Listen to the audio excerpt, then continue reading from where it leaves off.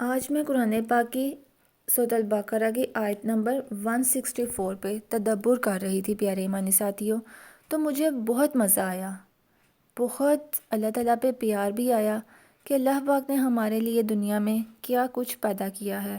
تو چلیے میں آپ سے بھی شیئر کرتی ہوں، مل کے اس پہ تدبر کرتے ہیں اور اس کو ڈسکس کرتے ہیں۔ اللہ تعالیٰ کا ارشاد ہے، اعوذ باللہ من الشیطان الرجیم، بسم اللہ الرحمن الرحیم۔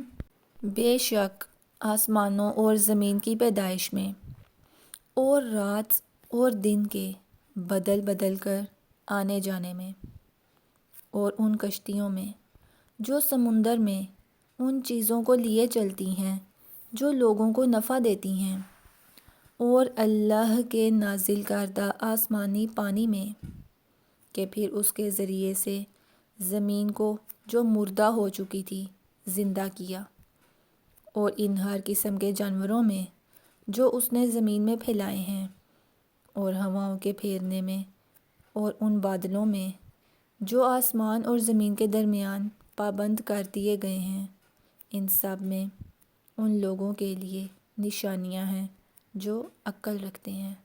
تو اگر تو پیارے ایمانی ساتھیوں ہم خود کو عقل مند سمجھتے ہیں تو ہم سب کو بھی ان ساری نشانیوں پہ غور و فکر اور تدبر کرنا چاہیے۔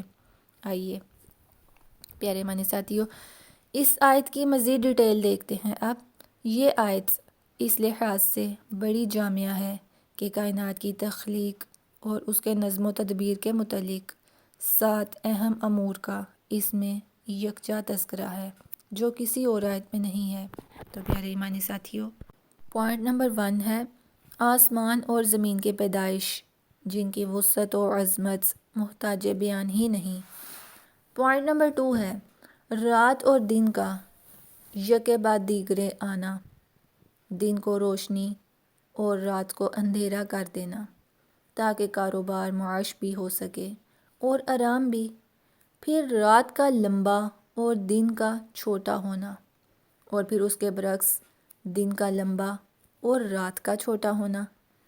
پوائنٹ نمبر 3 دیکھتے ہیں سمندر میں کشتیوں اور جہازوں کا چلنا جن کے ذریعے سے تجارتی سفر بھی ہوتے ہیں اور ٹنوں کے حساب سے سامان، رزق اور آسائش بھی ایک جگہ سے دوسری جگہ منتقل ہوتا ہے۔